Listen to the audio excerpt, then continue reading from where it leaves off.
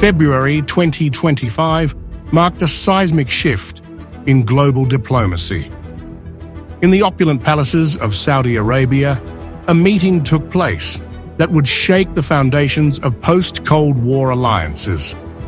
Vladimir Putin and Donald Trump, two leaders who had fundamentally challenged the international order, were about to do it again, this time by sidelining Europe and Ukraine from crucial peace negotiations shaping Eastern Europe's future. The diplomatic landscape of 2025 was unrecognizable from just 3 years ago. The once united Western alliance now showed deep fractures. As the delegations of Putin and Trump met in Saudi Arabia, echoes of Cold War-era superpower diplomacy reverberated through the halls of power. Europe, traditionally a key player in East-West relations, found itself watching from the sidelines, a calculated exclusion that underscored a shift in global power dynamics. Everyone is excited, almost in panic, that they do not participate in the negotiations. The same mood among Ukrainian actors. Everyone wants to have the right to vote. What about them? What is the right to vote? Putin's dismissive tone reflected a new reality. Great power politics had returned, where even major allies could be bypassed. His strategy was clear: direct engagement with Washington, circumventing the European diplomatic web that had often frustrated Moscow. Someone wants to be an intermediary between Russia and the United States. This is probably an excessive demand.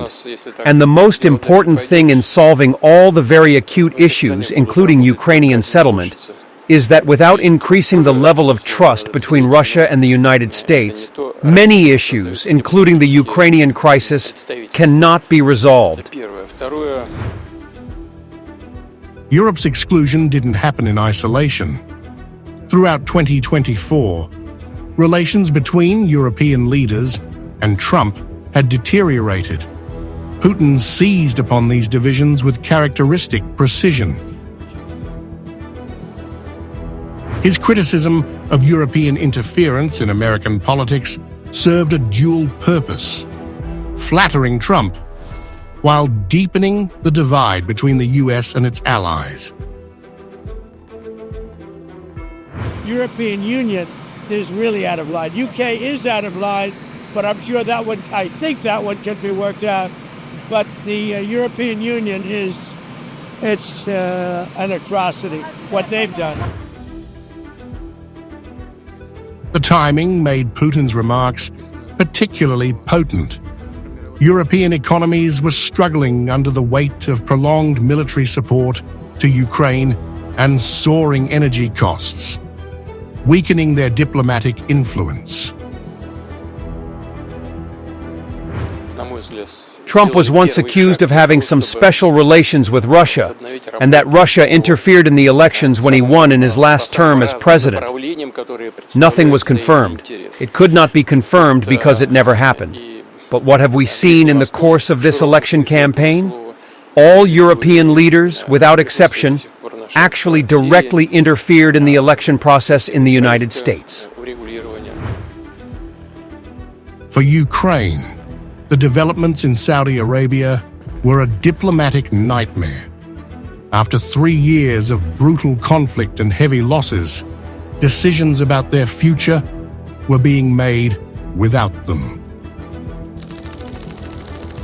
A nation that once commanded global sympathy in 2022 now risked becoming a bargaining chip in a larger geopolitical game. The timing was especially cruel.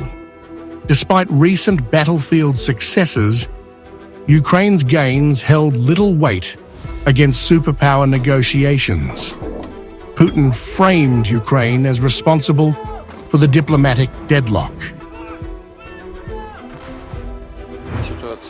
Russia has never refused a negotiation process with Ukraine. Never. Our partners in these negotiations have stopped contacts with Russia and the Europeans, and the Ukrainian side has banned itself from conducting negotiations, has left the negotiation process in Istanbul, and has publicly announced this. Beyond Ukraine, an even graver issue loomed: the future of nuclear arms control. The impending expiration of the Intermediate Range Nuclear Forces (INF Treaty) in 2026 threatened to trigger a new arms race in Europe.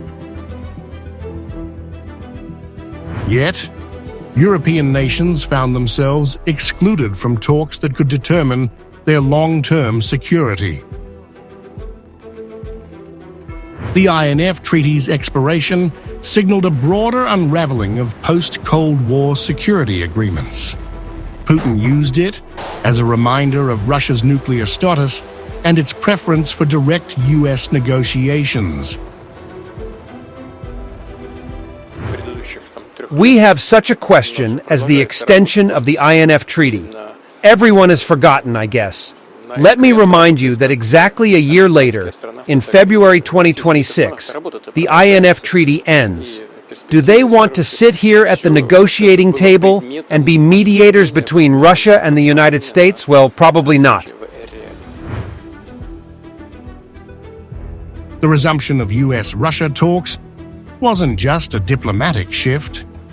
It was a return to an older world order. In Saudi Arabia's palaces, the ghosts of Yalta and Potsdam seemed to stir. Two delegations known for their skepticism of multilateral institutions were redrawing spheres of influence. The normalization of US-Russia ties carried profound global implications. We have agreed to resume the work of diplomatic agencies in a normal regime. The first thing I would like to say is that we have taken the first step to resume work in the most diverse areas of mutual interest. I mean the Middle East in the broad sense of the word, as well as our presence in Syria, the Palestinian-Israeli settlement, and so on. Putin is taking this moment to make a clear and ambitious effort to reshape global politics through bilateral engagement. The message was clear. European-driven multilateralism was being challenged. Trump's return to the presidency in 2024 had already altered diplomacy.